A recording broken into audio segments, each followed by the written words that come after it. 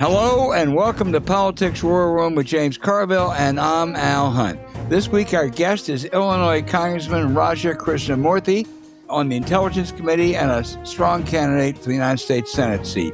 Remember, we love taking your questions, so write to politicswarroom@gmail.com for next week's show. We'll get to as many as we can, but don't forget to tell us where you're from. You can also get text updates on what's next for Politicon and Politics War Room by signing up at politicon.com. Tell your friends about us. Remind them to subscribe on Apple Podcasts, Spotify, or wherever you get your podcasts. And please check out the links to our sponsors, Mint Mobile, Trust and Will, Smalls, and Superpower in our episode show notes. We really thank you for supporting these sponsors because it makes this podcast happen. You know what this is about this week? Crazy Donald. Let's review the week. He sent a note to the Norwegian Prime Minister saying, since you didn't give me a Nobel Peace Prize, I'm going to penalize you and not focus as much on peace. He launched a board of peace, which he'd be the chairman, with a veto, superseding the UN, and he invited Vladimir Putin, that great peacemaker, to be a member. He doubled down on his crazy plan to take over Greenland, even if by force, put out a childish memo of Trump holding the American flag over Greenland with his puppies JD and Marco Rubio trailing behind. And then at Davos, he backed down, taking it by force, but said it's still ours. And there must be great fear, James, in Reykjavik, because on 4 occasions at Davos, Trump talked about taking Iceland, when I guess he really meant Greenland. He threatened massive tariffs on Europeans who don't support a Greenland power grab, 200% on French wines, and he just doesn't care about threatening the greatest strategic alliance the world has ever seen, NATO. Just to add a few more, he went ballistic at a UAW protester in Detroit, giving him the finger and shouting, "Fuck you," at him. And he gave this rambling, narcissistic press conference, really about his own grievances. Not getting the Nobel Prize drives him crazy. He still talks about the 2020 election. People are going to pay a price. On Minneapolis, he holds up pictures of bad guys who have been apprehended, neglecting the fact that they have gone and run rampant and terrified an entire city. He said he was sorry about the woman who was killed by the ICE agents, but it was clear he was more interested, spent more time noting that her father was a Trump supporter.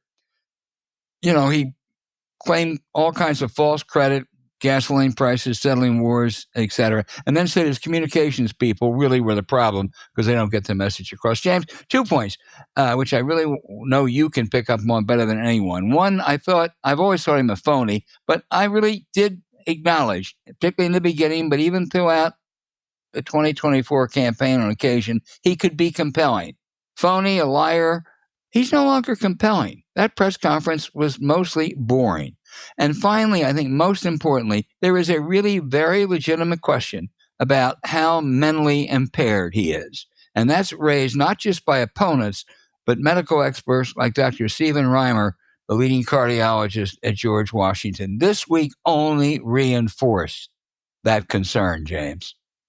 Look, Al, you could go this, I've seen this before. You see it in New Orleans. It's a guy on a street corner who's just like baying at the moon. Oh, yeah, that's old man so-and-so. It's crazy. You don't know if his insanity is caused by a neurological disorder, a psychological disorder, something physical, whether he's getting the blood or not, whether it's a family, everything. You just know the guy's crazy. And I'm sorry, but Senator Ruben Gallego was correct. He's just crazy. And you can have a medical exam. We could know the reason or the origin of it, but I don't think it does us any good as a country. And the only thing that can possibly save us are the Republicans, and they have no inclination to do that. They know he's crazy. They'll tell you he's crazy. Everybody knows it. Do I think its origins are physical, or is it mental, or does he just have mental illness, which a lot of people have, or is it caused by something else? I don't know. But I do know this. The president of the United States is fucking crazy. And the consequences of that, we've survived so far, but there's nothing that he says or does that makes any sense. And we're just sitting here, we're like the old guy, flea-bitten dog baying at the moon. We're not effective in this. The only people can be effective are the Republicans. I mean, he doesn't get a single Democratic vote. Everybody's against him. We sit here, we get example after example after example, and nothing changes. We're on the clock. What's going to happen? The country's going to disintegrate, or some Republican's going to say something. That's where we are. I think you're right. One thing that's a waste of time is discussions about the 25th Amendment. To invoke the 25th Amendment, the vice president has to get a majority of the cabinet. Does anyone think this shape-shifting J.D. Vance is going to lead that effort, much less this cabinet of poodles? There is, that's off the table. It really is, as frankly as impeachment, even though it's justified probably. So I do think I wouldn't make this point. A couple really top-notch journalists, Josh Dawsey and Jake Tapper, wrote very good books on the Biden decline and what happened. I would urge them and their colleagues to spend more time focusing on what I think is a real Trump decline. And people, they ought to talk to neurologists and people who understand this, because I can hear the answer now. Trump went on for a 2-hour press conference in Washington, an hour and a half in Davos after almost no sleep. And look at him. He's got all this energy, a lot more than Biden. Yeah, he does have a lot more than Biden. That has nothing to do with his cognitive status. It really doesn't. I think there's a lot of territory to explore there, James. Yeah, I guess Al, what I'm saying is, we can have one more story. I think people, not just medical professionals, people make a judgment. Everybody knows he's crazy. We can do more stories. We can talk to Jonathan Reiner. We can talk to the head of, I don't know, Mayo Clinic or anything we want. But we're just saying the obvious. The question is, when can we get rid of it? How do we? And we say, well, impeachment's off the table. I don't know. Is it really off the table? Could something happen and they say, look, maybe some self-interested tech zillionaires said, this is too dangerous a situation, JD. Maybe they can go. I don't know what. But I am completely convinced that we've been railing on this for God knows how long, every Wednesday, every Thursday when it airs, every guest, everything. We know what's at the bottom of this. He's out of his fucking mind. We don't know why, but that's not the critical question. Historians will unearth that. An autopsy will unearth that. But what about the autopsy on the country? Because if somebody doesn't do something, we cannot make 3 years. That is impossible. Now, I don't know. I can't tell you it's going to end with him not being president. I don't know what's going to force that. But the question is, when he's not president, is there be a country left? And I'm not too sure. I mean, it might be, there'll be something between the Atlantic and the Pacific, but that's about it. The damage that's being done, the idea that you can suddenly turn that switch back on and everything's going to be okay, is just foolhardy, because you can't. I mean, already it will take decades to pull out of this, and that's after 1 year. I don't know. I'm not doing it just to be a contrarian. I think the country is going to want to get better. The country can't get better, but if it wants to, it can get better really fast. I think he's put up some pretty big hurdles, but I hope you're right. But I don't know. All right, I gotta. All right, this is a downer. We agree. Every time we talk about him, it's a downer. So I want to talk about an upper. I mean, a real upper, something that is one of the greatest stories in the world of sports, maybe the best I have ever seen. The Indiana Hoosiers football team, which won the national championship on Monday night. Only 2 years ago, they had the worst record of any Division I football team over the last, whatever it was, 100 years. They were a joke. And then they brought in this Coach Signetti, and he turned this around in 2 years. Now, granted, it was easier than it would have been before because of the transfer portal and the new rules and NIL and all that. But everybody had access to that. He did it. And I think it's the greatest coaching performance I think I have ever seen. And James, one play just absolutely, I think, epitomized Signetti and Indiana. It's the fourth quarter. They're up by 3. They're down inside the 10, but it's 4th and 4. Everybody, every coach, it's a field goal, right? You build up a 6-point lead. You make it harder for them to tie the score. Signetti starts to do a field goal, and then he calls a timeout and goes and sends in a play. They go for it with a quarterback draw. Also, people would have said, that's not the right play. But you know what? Touchdown. That great quarterback scored a touchdown. But what a story. Has there ever been a better sports story? So sports fans inevitably want to challenge everything. What about the 1952 Minneapolis Lakers? Or what about this? Yeah. No, there's never been a better sports story, period. Now, you say, well, it's easier because of the portal, but everybody else is in the portal. Ohio State's in the portal, Alabama, Michigan, okay, Georgia, they're all in the portal. By the way, there are people that say that college football is declining, no one likes it. You should have seen the number of Indiana people in the Orange Bowl. I was at the New Orleans airport catching a Southwest plane. It literally was a whole bunch of them that went from Fort Lauderdale, was switching planes to go to Midway.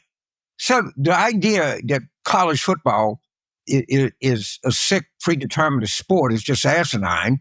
And more Indiana fans there than Miami fans in Miami. Yeah, but 4-1. Right. And, honestly, I could make an argument in more ways than anybody ever thought. Miami had home field advantage. That's why they play their home games. All right? Mm-hmm. And no, it wasn't even considered to be a factor. In fact, it was almost like an Indiana home game if you look at the crowd. But I cannot. I have racked my brain to think of a more stunning season.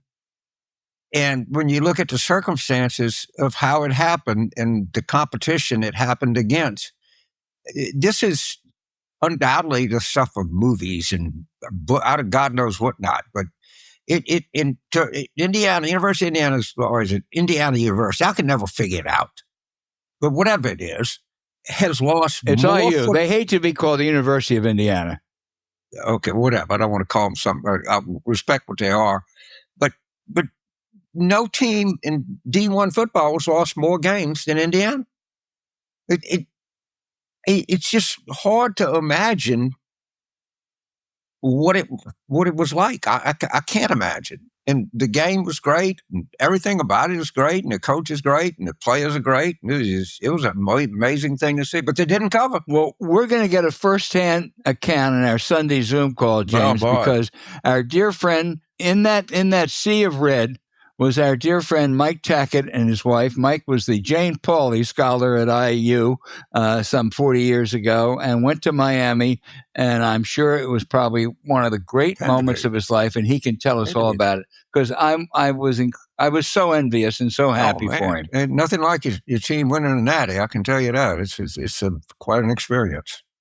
Well, you mentioned they can do a movie about this, which somebody surely will. And the comparison is drawn to Hoosiers, which was a great story. Milan High School in 54 winning the state championship. That's true. And they were a small school. And I'm taking nothing from that story and that great movie, which pretty much kept the script. I think this is bigger. And I think it was before a bigger audience. And I give everybody involved with that Milan High School great credit. By the way, they beat in the semifinals. They beat Crispus Attucks, which was a black school in Indianapolis, who had a sophomore who was pretty good as a sophomore named Oscar Robertson. With the next 2 years, Crispus Attucks won the state championship, and Oscar did okay for himself. Yeah, I compared to just that, I think it's the greatest comeback story I've ever seen in sports. It's fun to talk about, but it was remarkable, absolutely remarkable. Now here's all right. I'm not going to be Donnie Downer, but here's the one potential problem. This guy has been so great that next year he goes 11-2. Finishes 7th, and loses in the semifinals. They're going to say, man, what happened? How did Indiana slip like that? And that's what happens when you have a year like this. But I think he'll take that in a minute. I mean, had you up until 2 years ago, had you ever heard of him, James? I did, because he was at JMU, and I have a place in the Shenandoah Valley. Actually, Paul Begala is a JMU season ticket holder. Mm-hmm. His son went there, so I was aware of him, but that's the only reason I was aware of him. Is in JMU football. JMU is a great school. It's a great school. Football school, really good. Very good academics. JMU football is great, but when they hired Cignetti, and he had a great record there, and his successor, who I think was an assistant to him, has a great record there too. But when Indiana hired Cignetti 2 years ago, there wasn't a whole lot of people saying, "Oh man, what a coup that was!" He's going to bring them back to glory. This was just a wonderful achievement. Are we just waiting for Texas A&M to pay him $30 million a year? That's all we're waiting on. That's what's going to happen. Probably A&M, because they got the most money and the most desperation. But, Michigan, no, he'll go. They never do. It's this myth. I just love it here in Bloomington. Been so good. I love Indiana so much. No. Color me naive. My prediction is he's at Indiana for the foreseeable future.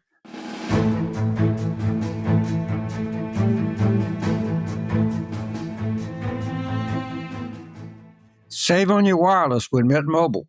God, as much as I use my cell phone and what it costs, if they can save money anywhere, that for a guy like me, that's a big saving for anybody. Every cell phone is like, I don't know, the right hand of people nowadays. It's indispensable, and you're not going to do without it. And if you can get a service that you pay less for, it's just money in your pocket. Why wouldn't you do it? Well, in 2026, ditching your old subscriptions for high-performing and affordable solutions should be a no-brainer. Luckily, Mint Mobile is here to help you cut back on overspending on your wireless. This January, with 50% off their unlimited premium wireless. If you've been shocked by your recent bills, like some of us have been, we strongly recommend you make the switch to Mint Mobile. We might not be the most tech-savvy, to put it mildly, but James and I can handle it easily. The website is incredibly simple to navigate, and we were able to get down to business in no time. That's when we knew we had to get our kids and grandkids using it too. Like all of you, they have a lot more important things to use their hard-earned money for than another bill. I guess that includes my 8-year-old grandson too. And we have some big news. Mint Mobile's end-of-the-year sale is still going on, but only until the end of the month. So cut out big wireless's bloated plans and unnecessary monthly charges with 50% off. 3, 6, or 12 months of unlimited. All plans come with high-speed data and unlimited talk and text. Deliver on the nation's largest 5G network. You can even use your own phone with any Mint Mobile plan and bring your phone number along with all of your existing contacts. Don't wait.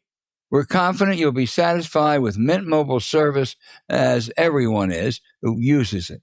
So this January, quit overspending on wireless with 50% off unlimited premium wireless.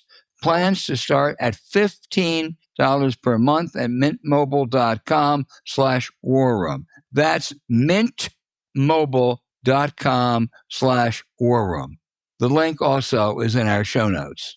Limited time offer, upfront payment of $45 for 3 months, $90 for 6 months, or $180 for a 12-month. Plan require a $15 per month equivalent taxes and fees extra. Initial plan term only. Above 50 GB may slow when the network is busy. Capable devices require availability, speed, and coverage varies. See mintmobile.com.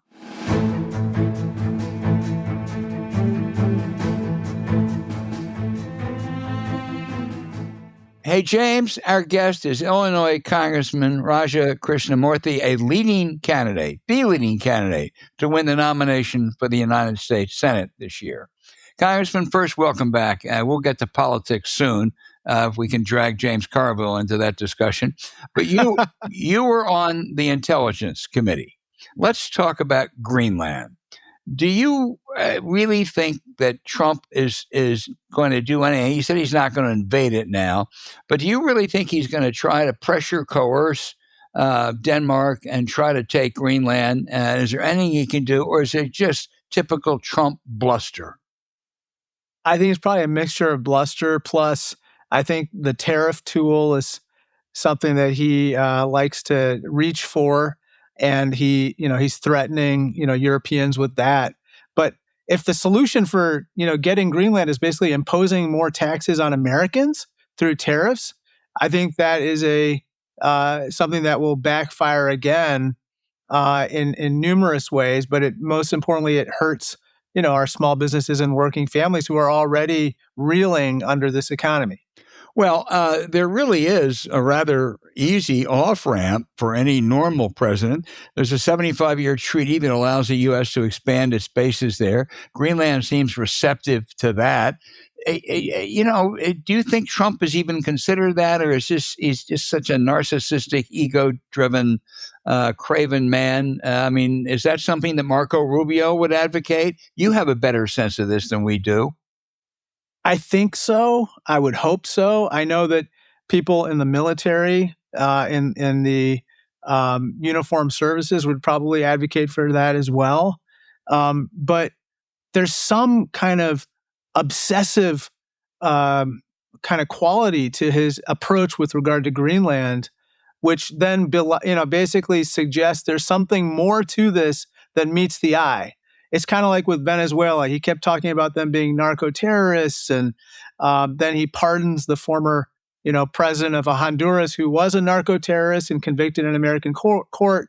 And then later on, we learned the real reason for him going to Venezuela was because of the oil, right? And probably some interests that his own family has in that particular industry. And so, you really think he wants to cut? I'm sorry to suggest that, but that's a distinct possibility, my friend. You mentioned Venezuela. Do you know what the Trump post-Maduro strategic plan is, other than get oil? No, not at all. We had a classified briefing with Marco Rubio. We then had a classified briefing with John Ratcliffe, and I still don't know exactly what the day after plan is for Venezuela at this point. But I did introduce a piece of legislation called NOVA, the No Occupation of Venezuela Act, which would block all taxpayer funding or any taxpayer funds or resources from being directed to quote unquote run or occupy Venezuela, especially any funds that might be used to incentivize oil companies to exploit, Venezuelan oil resources, which I think is really the big risk that we have with taxpayer funds now. Yeah, Trump has ushered in this peace board. He really sees it as a replacement to the UN. Started off as a Gaza peace plan, which got UN approval, but then that was a bait and switch because he expanded it now. And it's going to, countries to belong, all you got to do is fork over $1 billion. But in this peace board, Trump's peace board includes Russia and Putin. What's your take on the peace board?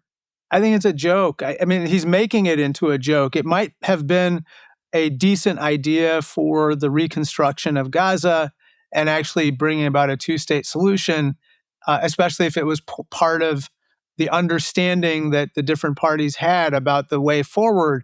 But by doing these types of antics and bringing, notable peacemakers like Vladimir Putin to the peace board, I think he's making a mockery of that potential, useful tool. I think that the other part of it is it does kind of feel like a shakedown. I don't know what the money's going to be actually used for. And did I say something about the Trump family getting a cut before? You just have to wonder, anytime there's money that passes through Donald Trump's hands or through his administration's hands, I always fear that a little portion of that goes to Mr. DJT himself. I am shocked. I thought I didn't know what was going on upstairs. James Carville? So, Carville, you're a very personable guy. You're obviously very knowledgeable. you serve on the Intelligence Committee, other committees. I know you talk to Republicans from time to time, maybe every day. Do you have any sense that they are starting to come around to the fact that this son of a bitch is just crazy? Is there any kind of sense like, I don't know, man. Raj, I don't know. This guy's really crazy. I don't know what we could do. Do you get anything like that? Yes. Those murmurs are increasing in frequency. And I think I would make two observations. One is you're seeing a lot more Republicans peel off on notable legislation, whether it was Epstein files or tariffs or even Venezuela in the Senate or ACA tax credits. I didn't think 15 Republicans would join with all Democrats to extend ACA tax credits for 3 years. That happened. The second thing I'm noticing is that as these filing deadlines kind of pass by in each state, I think that as they recognize that, well, okay, the filing deadline's passed and nobody's primarying me, well, maybe I can get a backbone again with regard to the president. They're starting to act accordingly. And so I feel that trend is going to continue into this year more and more. But you do discern that there's a visible pickup in people realizing that this is just not right. Not that you're going to say 100%. Anything. Tell us about the public polling in your race. Has there been any public polls in the primary for your race? Have there been any general election polls that you're aware of? Just asking public stuff. Yes. WGN, which is a large broadcaster in World's Chicago. Greatest Network. WGN, yeah. World's Greatest Network showed me up by 21 points in their last poll last week, I guess. I still think that polls are like the weather, and you just have to. They might change, especially in Chicago. So I got to work my tail off. So that's 21 points in the primary, correct? Yes, sir. Okay. So yes, who is? Do you have if you win, is there a likely general election opponent?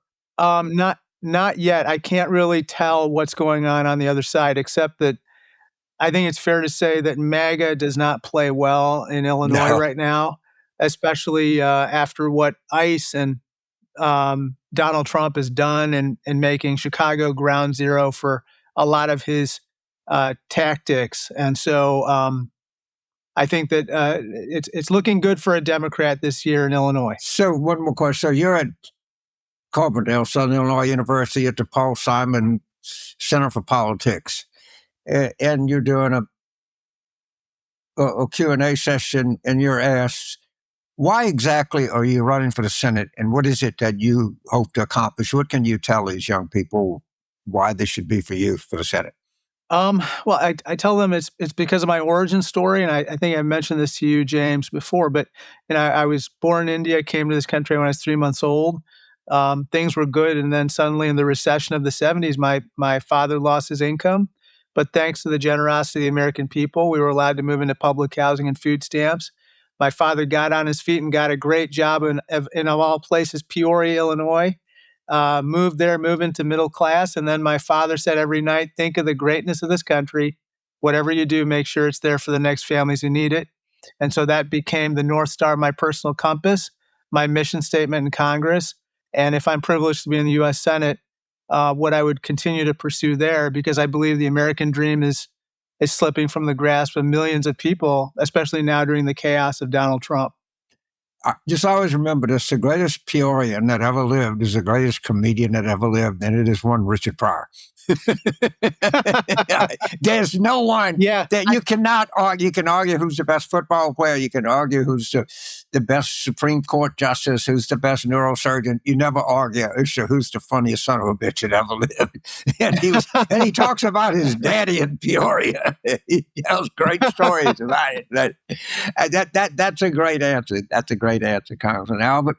Let's talk about ICE in Minneapolis now. Five times more ICE agents than there are police in Minneapolis. They have, they claim, and Trump claims that they're arresting murderers and rapists and everything, but it's much more than that. They're terrorizing the city. There's a story the other day of an Asian man, American citizen, who ICE stormed into his house, took him out in his underwear. I mean, it's cold in Chicago. I don't have to tell you that, Congressman. I've lived through a number of Chicago winters. I've been out there as a reporter. It really is a bunch of untrained thugs, largely. I know you propose that they be forbidden from outsourcing work to bounty hunters, but they have their own internal problems. Overall, what would you like to see happen? Should they withdraw from Minneapolis, or do we just have to keep it as it is? Yes, I think that they should withdraw from Minneapolis. I think that they have now proved the opposite of what Donald Trump said he was going to do when he got hired as president, which is go after, he said they would go after the worst of the worst. Instead, they're going after families. They're tearing them apart. They're terrorizing communities. They're detaining U.S. citizens, oftentimes in some inhumane conditions, including when they did this in Chicago. And then they're fueling rhetoric that gives license to the racial profiling and racism that we're seeing kind of permeate, our society. Just the other day, a Florida MAGA politician called for me to be deported.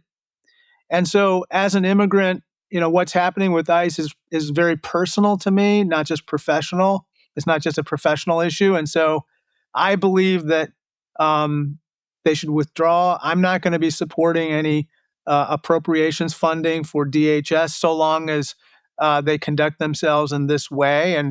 And I think that it's absolutely unacceptable what Kristi Noem is doing. And I've called for her to come before the Oversight Committee to testify under oath and answer a number of questions about the conduct of ICE.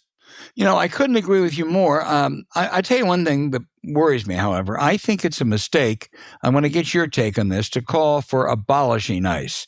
I think we need to have, an immigration board. I think we ought to call for reforming ICE, changing ICE, improving ICE.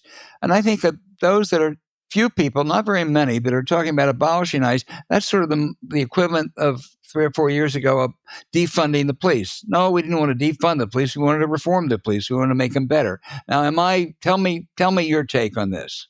I think it's okay to say, as I think we got to abolish Trump's ICE. Trump's ICE right now has become a gang of hooligans. Right. And I think that they are, like in my own district, I'll just tell you one very personal example so you understand like why I am so upset about this. A U.S. citizen was stopped, tackled, and then an ICE agent knelt on her knee, even as she was saying, I'm a U.S. citizen, I'm a U.S. citizen. She happened to be brown and skin tone like myself. They would not listen to her. They dragged her into her vehicle. Her parents and family reported her being taken away, and they were frantic. They came to my office, or they reported her missing to my office. We did not know where she was for hours on end. Finally, after her papers were produced, she was let go. And if you see that video, it's one of the most chilling videos you're going to see among numerous chilling videos, including the shooting of Renee Good the other day. And this is just enough is enough. This is not what the American people want. And so I think we've got to do something radical with what's happening right now. Do you think that Trump will try to sabotage the midterm elections and maybe be more effective than he was in 2020? He's thinking about it. The other day he said to one of the New York Times reporters something which maybe you heard as well, which bothered me. He said, I should have secured the ballot boxes right. In 2020, as though that was something he could legally do and that he might be thinking about for the future. And so I think we got to be on guard at this point. We got to be vigilant. We got to assume the worst, hope for the best, and act accordingly. And one of the things that I think we should do is I think that we, for instance, need to make sure that my Republican colleagues understand that, what the consequences will be, and to, work with them and the states to make sure that these elections go off on schedule. The good thing about our country is this, which is that the states run the elections. And the other good thing is that we have a unified ballot where we have Republicans and Democrats on the same ballot in all the general elections. And so other people will have a stake in this as well. We got to remind them, and we got to be vigilant. Let me, a final question before turning back to James. You gave a very eloquent answer on public service being your North Star, which is why you serve with your background. Congressman Bob Dole once said when he went from the House to the Senate, he raised the average intelligence of both bodies. So my question is, other than the luxury of a 6-year term, why the Senate? Where even in the majority, it's hard to get things done. Well, I think that the Senate provides a unique platform to both have a broader impact, but also one where you can have a bully pulpit to speak on a number of issues and get heard. I've talked to you about this before on this podcast, but one of my passions is career technical and skills-based and vocational education. Right. Me and some others, we helped author the law that modernizes this type of education for the 62% of Americans without a 4-year college degree. And my law was wildly successful, helping 11 million people get a higher quality skills-based education, but terribly underfunded. And so I hope to elevate this issue to the point where a lot more people are hopefully thinking about it, talking about it, and we get the resources for it, because everyone deserves a chance to get upskilled and get a chance at the middle class, and employers need the skilled talent as well. James? So, sounds like, you mind if I just be a little bit of political consultant and whisper something in your ear? Yes, sir. When you're asked why you want to be in the Senate, because you get to confirm Supreme Court justices. And you're very unhappy with the image of the third branch of government, and you're going to discharge your oath to uphold and defend the Constitution of the United States to the utmost of your ability. And included in that are nominees to the Supreme Court who are knowledgeable and pay attention and read the law. That's just my, and the reasons that you want to run for the Senate, I think that would be a big one. Absolutely. Absolutely. Thank you. So with that piece of old sage advice from the ear whisper, you're always welcome on this show. You're a very dear friend. I think you're going to make an outstanding contribution to the United States Senate and beyond. And from the bottom of my heart, I say this: the state of Illinois is lucky to have a person of your background and competence and intellect to offer themselves the United States Senate. When people tell me, James, you just can't get good people to run for office anymore. Okay, well, look at Raj. I found one. So good luck to you, man. Hey, thank you, buddy. I want to second that. And our mutual friend, Frank Wisner, who sadly died last year, said that he had been, I think, there's no better foreign service officer and diplomat over the course of 50 years than Frank Wisner. And he said that Raja was one of those rare people who reminded him of the giants he dealt with yesteryear. So no higher compliment, and best of luck to you. And you can come back on here anytime, sir. Thank you. Anytime. And use my name in any way you deem fit. Okay, will do. And by the way, I think I mentioned this to you before, but my father worships the two of you. And he's so proud every time I appear on your podcast. So thank you so much for everything you've done for so many of us. And we're proud of your dad, too, by the way. What a story. Yeah. Thank you, sir. Oh, we love that story. So every time you want to please your daddy, you better come on the show. Yeah, come on the show. You got it. All right. Thank you, man. Thank you.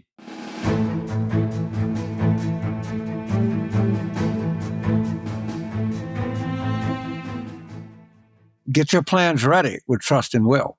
When you have big plans and you really care about your family, it's utterly critical that you look into trust and will. And I'll tell you personally why.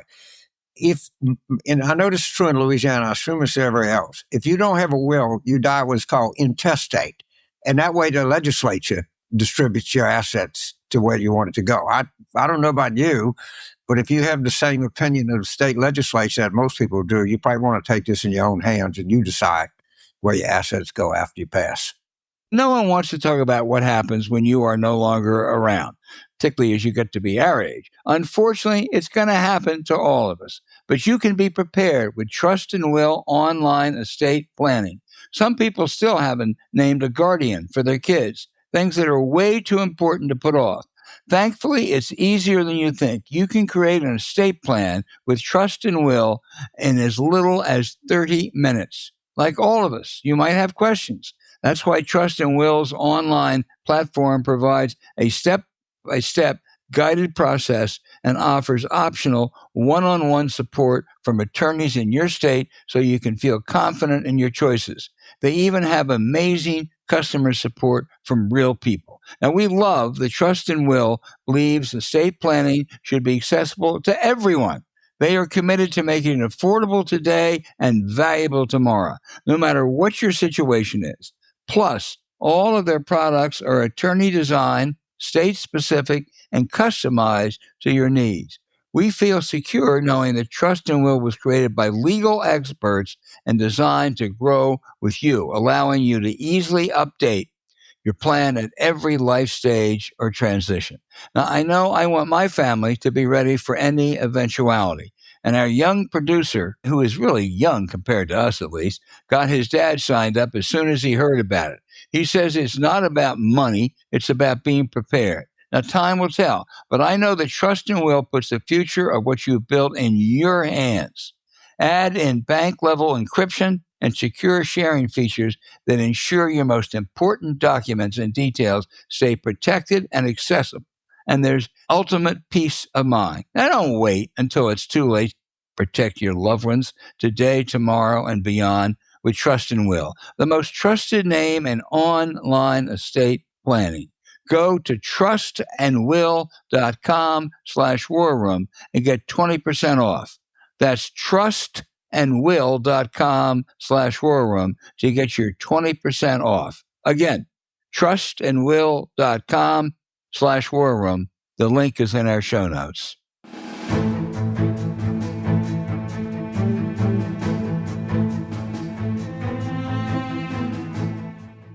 Treat your cat right with Smalls. I had a stray cat show up, and the thing looked terrible. And literally within a week, you saw the cat's coat changed. It obviously it gained weight. It changed completely. I'm just telling you, I can personally attest to the value of good cat food. It really matters. Right. And for those like you that love cats, that's why we can't say enough great things about Smalls. From what James has told me, his cats have had absolutely no interest in politics. I'm kind of surprised by that. But when it comes to food, they are very opinionated. It can be hard to get their vote, but Smalls wins it every time. As soon as it's poured, they come running. It's basically competitive eating. Now that he's made the switch, they have so much more energy, and their fur seems so much softer and more luxurious too. So if you're a great parent, even a Republican cat parent, there's no better time to try Smalls than right now. This podcast is sponsored by Smalls. It's 2026. Don't feed your cats last century's burnout kibble, especially now, because for a limited time, you can get 60% off your first order plus free shipping when you head to smalls.com/warroom. Your cats will love how Smalls uses protein-packed recipes made with preservative-free ingredients you'd actually recognize from your own fridge. And it's delivered right to your door. Getting started is easy. Share info about your cat's diet, health, and preferences, and Smalls puts together a personalized sample. It's easy to see why Cats.com has named Smalls their best overall cat food. Smalls has food that actually satisfies your cat's craving. The results speak for themselves. After switching to Smalls, 88% of cat owners reported overall health improvements. Now, that's a really big deal. But don't just take it from us. Forbes ranked Smalls the best overall cat food, and a BuzzFeed article reported that, quote, "My cats went completely ballistic for this stuff," and that holds up. The team at Smalls is so confident your cat will love their product that they will refund you if your cat won't eat their food. So make 2026 your cat's healthiest year yet. Take advantage of their New Year's special and get 60% off your first order plus free shipping when you head to smalls.com/warroom. One last time, that's 60% off your first order plus free shipping when you head to smalls.com/warroom. The link also is in our show notes.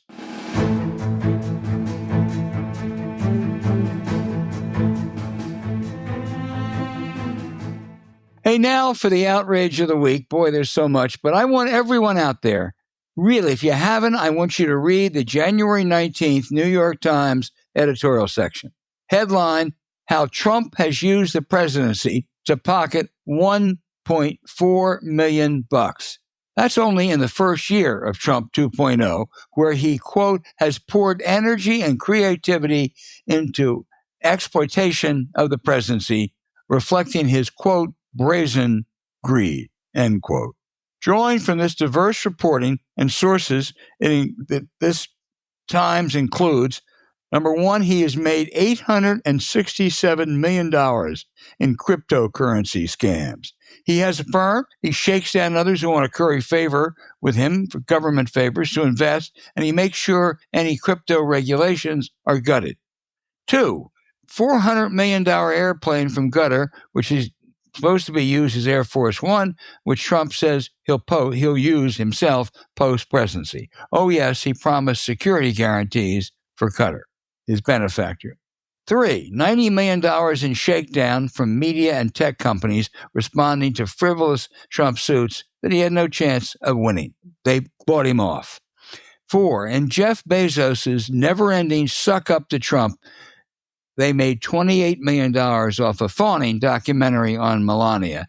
And let me take a fifth, and I'll leave out the others. Vietnam got a break from tariffs after it approved a $1.5 billion golf recreational complex for the Trump organization outside of Hanoi. I mean, basically, it's clear he sees the president as a great opportunity to enrich himself. I think the Times really justified his position at the forefront of American journalism, and they don't always do that. Like anything else, they do some good stuff and they do some not so good stuff and whatever. This was really important stuff. And if you look at it, they spent an enormous amount of time and documentation on this. They didn't just pull this out of the ass. I mean, this was, really put together well. It passed legal. It passed everything. And let me assure you, it was not going to happen. I can't tell you that Trump won't file some kind of stunt lawsuit, but that's all it's going to be, is a stunt lawsuit, because they never, ever going to get to discovery on this. And as they pointed out, this is a floor. This is a minimum. They know there's more there. This is just what they could prove, okay? And hopefully this stimulates other people, not just journalistic entities, but there's a lot of these online sleuths that can add to this. But there's so much more than $1.5 billion. We already know that, but we can account for at least $1.4 billion in change. And it was a very important story, and you're very correct to flag it, and very correct to give him credit for it. My outrage is not so much an outrage. I want to talk about Senator Bill Cassidy, Louisiana. First of all, he's exactly the way he comes across. I know him. He's a Baton Rouge. He's a doctor. He's South Baton Rouge, which is the kind of more affluent part. Everybody kind of knows everybody. And he became a Republican. I'm sure his kind of guideposts were like Henson Moore, who was the Republican congressman from Baton Rouge for a long time. Actually, I think it was George H.W. Bush's chief of staff for a brief period. And, he grew up around people like that, and Jay Darden, who was the lieutenant governor. I mean, I'm sure they're very close friends, and it's nothing offensive about him. His wife, I think, is a very nice lady. She's like a special ed teacher. Man, you've built a good life. You've built a good reputation. You're known as a caring physician. And you're just throwing it all over the fence. For what? He's just humiliating you. All right. So you voted, you had a surge of conscience. I don't know what you voted for to convict him on impeachment. All right. Then he comes back and then you know what, we all know what happened with voting to confirm Bobby Kennedy. And we know there's dead people. I'm not going to sit here and tell you killed 10,000 kids of measles in South Carolina and Texas. You know what that's about. Then he says he's going to endorse Julia Letlow. I didn't tell you anything. Doesn't tell Jeff Landry anything. Doesn't tell anybody anything. All right. He didn't tell the governor. He didn't tell. I don't know Julia Letlow well, but her reputation is a little bit similar to yours. People think she's a nice person and decent. I remember her husband died very early of COVID. He was the congressman. She read what? I haven't. You know what you're getting into. I don't think you do. You're only going to be there 2 years. You're probably going to win. But Senator Cassidy, salvage us. Tell us what you know. You know a lot. You're a physician. You know how goddamn crazy he is. You got another year left in the United States Senate. It's not going to do any good. They brought Senator Thune to Louisiana. They eating char-grilled oysters at Phil's Oyster Bar in Baton Rouge. He's a good guy. He's a good friend of mine. He's the biggest LSU hangout here. He's very good, become a very good wrestler. But man, you got a year to get your affairs in order. Do it. No one wants to laugh at you. No one wants you to be a laughingstock. No one dislikes you. Everyone is pulling for you. But you got to do something yourself. You got to give people something to cling to. And right now, you're just publicly being humiliated. You're being politically raped. You're being savaged. You're being poked. You're being put in a cage. You're hitting you with cattle prods. And all that's going on. You can stop it. You can speak up. You can tell what you know. You can tell us what these people are saying to you in private that they won't say out front about Trump. You can be the goddamn canary in a coal mine and save the country. Step up, man, please. In the name of God, you got nothing to lose. You got no reputation now. You got none. People look at you and they bust out laughing. They're not just me because I'm a Democrat.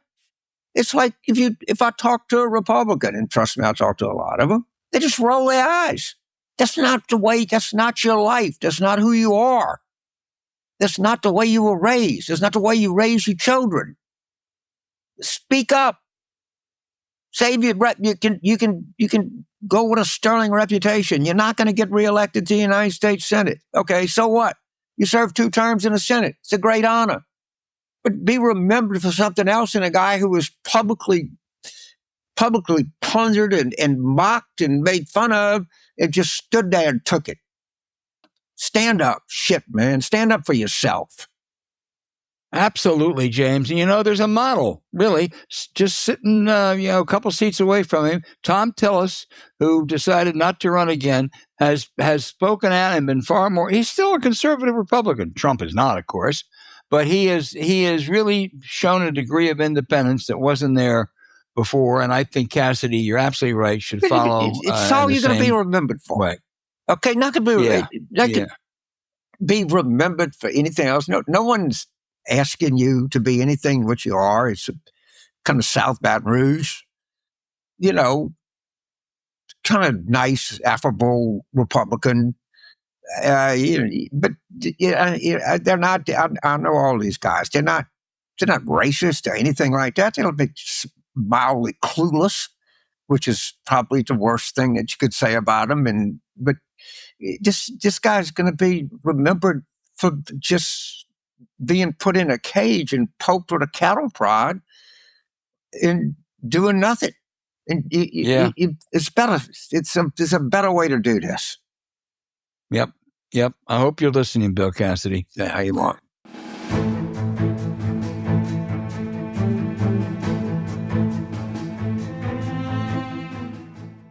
Get healthy with Superpower. Who wouldn't want to know about their health? I mean, and particularly if you got something this effective and this easy to do it.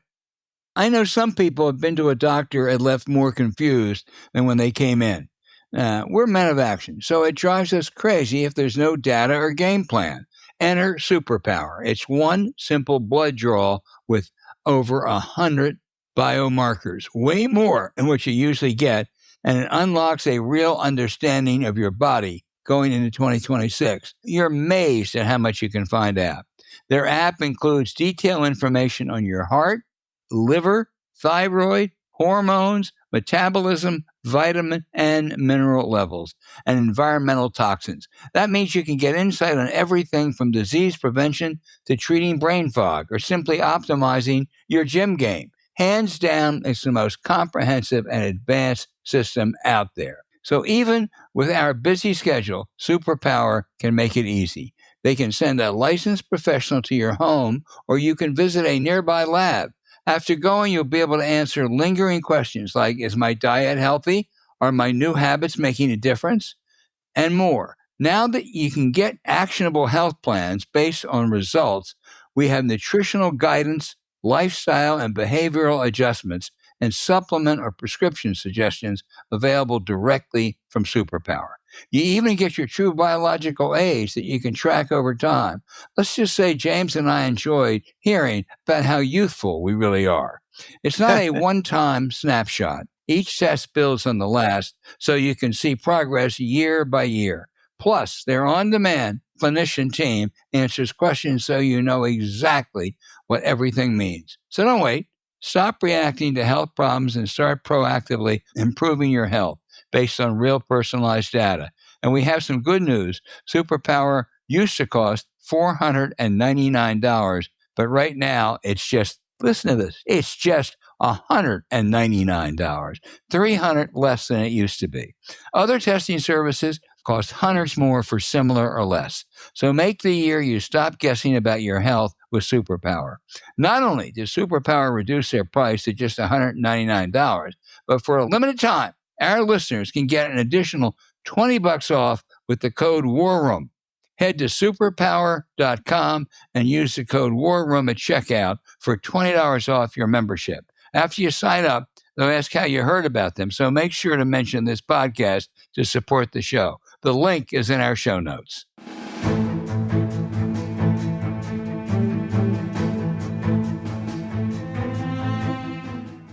Now for our listener questions, which are always a highlight for us because they're so good and help us keep us on our toes. Jim in Gainesville, Florida, James, says, we keep playing defense against outrageous Republican characterizations of us without seeing the value of anchoring ourselves to principles of our founding documents instead of identity politics. We have to stop preaching to the choir and recruit for the choir. Thoughts, James?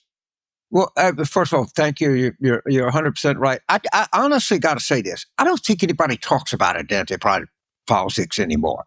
Other than the Republicans and some Democrats do. I think everyone knows this was a giant, staggering, breathtaking mistake. All right. I really mean that. And again, I've said this before. It's one thing to think, well, they're just some well-meaning people. And when we talk about identity politics, I'm talking about all of the permutations of it. But, some of that, they got people fired. I mean, look at, there were real tragedies here. I keep reminding myself what happened to James Bennett and just how utterly gutless, the New York Times did a good job on this, how utterly fucking gutless the New York Times was when he was there. And he was all done in for no reason other than the extreme practice of identity politics. It was, at its core, I think, a very cruel ideology. But that is the case. All right. The point is, ICE is now raiding police officers' homes in Minnesota. And these, whatever it takes to be a policeman, a Minneapolis policeman, a Hennepin County deputy, or anywhere in the country. I mean, what they're doing is they just rushing these malcontents, misfit, fat, drug addict people and giving them a badge and a gun and tell them to go after anybody that's not white. Gee, why is this a bad idea? And why is this anti-law enforcement? Ask yourself that. Maybe we could run on that. Maybe we are the party of real law enforcement, not a bunch of crackers running around with their guts hanging out over their belts. It's about all you got right now. Yeah. Amen. Robbie in Norwich, Vermont says, if Trump takes control of Greenland, will any of our allies trust the U.S. to honor our security agreements? Robbie, he's not going to take control of Greenland. The people in Greenland don't want it. Denmark doesn't want it. The EU doesn't want it. And most Americans don't want it. But he's creating all kinds of problems. But apart from even that outrage, your question is very good, because it's going to take a long time for the United States to restore trust with allies. Remember, during the Cuban Missile Crisis, President Kennedy sent Dean Acheson to Paris to brief Charles de Gaulle. And Secretary Acheson said, here I have the documentation. And de Gaulle waved him off and said, I don't need documentation. All I need is the word of the President of the United States. Do you think anyone in the world would say that today? Of course not. And unfortunately, even when we correct this horrible situation and get a decent president, it's going to take a while to rebuild that trust, because allies are going to say, no, wait a minute, okay, you're fine, but what guarantee is there that a Trumpian figure won't come back? So he has done great damage, and some of it, not permanent, I'm afraid, is really enduring, Robbie. So I don't know if I want to say I'm going to take issue, but I think the world wants to return with the United States as being part of the world. And when there's desire, there's a way to do that. And I think the way that happens is Trump has to be humiliated. He has to be electorally humiliated. And I think there's a good chance that's going to happen this November in our elections. And he's completely crazy. He's going downhill. It's not enough that he just walk away and the Democrats take over the presidency. They have to be a well-laid plan and strategy to utterly humiliate him to the point that everybody around the world says, this motherfucker, or no one like this motherfucker, is going to ever come back and lead the United States. And I think that's a possibility. And I think if that happens, I think we can renormalize the world a lot faster than most people think. That leads us, James, to the next question for you from Tim in Reston, Pennsylvania. I didn't know there was a Reston, Pennsylvania. But he said, you, James, used the phrase John Hancock victory to refer to the landslide we need in the midterms this November. An indisputable rejection of Trump. How many House and Senate seats do we need for a John Hancock victory? 6 or 7 Senate seats, 33 House seats about. I don't know. I just pull it out my ass. But it's the old great Potter Stewart line. I can't define pornography, but I know it when I see it. And by the way, I want this election to be something not just the King of England doesn't have any doubt about it. The King of Siam or whoever else, anywhere else in the world, has no doubt. And it's not just important that we tell Americans that we have rejected this. As per our earlier conversation, it's very important we make a loud statement to the world. And if you remember, the audience of the Declaration of Independence was not, if you read it, and I emphasize this, was not really George III. Jefferson was addressing world opinion. That's, when you look at it, it's very clear. He wasn't even really addressing American opinion so much. He was talking to the world. And that's how big this election is. I know it's an off-year election, but it's an election where we have to make a statement to the entire world that this fucking incontinent, incompetent buffoon is not who we are. Yeah. Well, I think 30 is hard because of redistricting, gerrymandering. But I think if Democrats even pick up 16 or 17 House seats, 5 or 6 Senate seats, that's a John Hancock statement in this moment. That will and that will profoundly affect his last 2 years. I mean, he doesn't care about the rule of law, so he'll try to do things anyway. But that would send that message. So I think there's a chance to think it's going to be unimaginably big. I mean, I'm looking at the generic, which, not great. God, some of them are just eye-popping. It means something. Yeah. I don't know. Look at these specials. I Well, mean, here I'm going to get in. I'm going to get into one particularly that you've talked about because this is from CT in Texas via Pascagoula, Mississippi, whatever that means. Jackson So County, why Mississippi. does Mr. Carville believe that Tallarico is a better candidate than Crockett for the Texas Senate race? A very good question. Okay, I'll give you two things I'll say off the top of my head. Crockett has said that Hispanics who voted for Trump have a slave mentality. That's not very smart. That will bite you in the ass in a general election.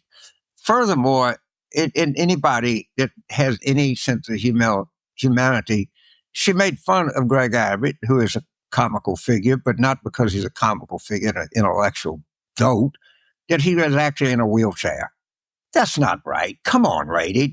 That's just trying to do some online fundraising with some Seattle fanatic progressives. And I'm for Jim Tallarico. I think Jim's a great guy and all of that. But basically, I would be for anybody that I thought had the best chance of winning. And it's clear to me that Jim would have a much, much better chance of winning the general election than Jasmine Crockett. I don't think that's a bad person. And by the way, I don't think there's much difference in how they would vote. I don't think you can get much different product. But if you don't win, you hadn't done shit. So if you want to win the election, if that's important to you, as it is to me, then you've got to be for Jim Tallarico. It's that simple. Well, I agree, but I want to, I want Mr. Tallarico to come on this program. He has ducked us a couple times. He's coming out. I don't have any doubt. And so I share your assessment of the race, but come on, Mr. Tallarico, you can stand up to James Carville and Al Hunt. He's coming on. They're not ducking. We're waiting. Texas is a big state. Well, yeah. Well, he's been on a lot of shows, James. He's been ducking, but he'll stop ducking. We have one from, I think the name is Maniga in New York City, which is how big is Stephen Miller's influence on the negative direction of the country? I just have this kind of viewpoint of being a Roman Catholic and a kind of Marine, the commandant and the Pope, everything. And Stephen Miller only exists because Trump wants him to exist. It's odious the character is, and he's highly odious. I mean, I don't. It's all Trump. I don't. Every buffoon in the cabinet, and God is just it's crawling with buffoons. Anything that deflects the blame from Trump, I think, is counterproductive. I think Stephen Miller is Trump. Lee Trevino famously said he missed a putt, and they said, "Did he think he had the wrong putter?" He said, "It ain't the arrow, it's the Indian." Okay, it was him. In other words, it wasn't his putter. Well, that's Stephen Miller. We're nearing the end, but Rick in Wurtland, Kentucky says, "Do you think the administration is using ICE to escalate citizens' protests to a point where Trump feels he can take measures to stop and delay the elections?" Absolutely. He wants a race war. That's what he wants. And then he can invoke the Insurrection Act or whatever it is. All Trump wants has nothing to do. I mean, he said in the beginning, I want to deport the criminals. Well, we're for that. And he was responding to what was a very weak Biden policy. But he has taken it into really a lawless thuggery that, and his sole intent, I think, is to create chaos and strife and, as I say, a race war. So I agree. I agree 100% with the answer. There's a feeling that you hear that people say, well, people kind of like Trump's immigration policy. They don't like his herky-jerky. They don't like his foreign policy. They don't like Greenland. They don't like the corruption. Go look at the polling on his immigration number. They've completely turned on it. They've turned on him 100%. And once you go down, you drag everything with you. I bet you, if you look at the last three good polls or the next three good polls, there's not a lot of difference in his approval on immigration. There's on cost of living issues. He's going down. He's not getting away with it. It's going to be a John Hancock election. Get over it. Okay, if we didn't get to your question this week, send it in again. It is so hard to choose from just a whole plethora of great questions. We'll get to it next week. Thank you for sending them in.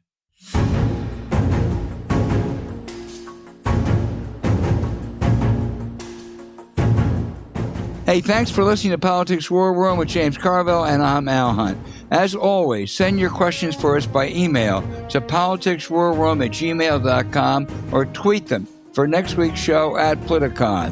Following this episode, we'd really appreciate it if you'd check out the links to our sponsors, Mint Mobile, Trust and Will, Smalls, and Superpower in our episode show notes. We deeply thank you for supporting them, because when you do, you help make this podcast happen. Now, to keep up with us, subscribe to Politics War Room on Apple Podcasts, Spotify, or wherever you listen, and check out our Substack at politicswarroom.com. James and I are constantly adding new content, so go take a look. You also can find other shows you might enjoy in the Politicon YouTube channel, or when you search Politicon on your favorite podcast sites. Remember, please rate the show with a 5-star review. We'll be back next week with another show as we continue our War Room planning.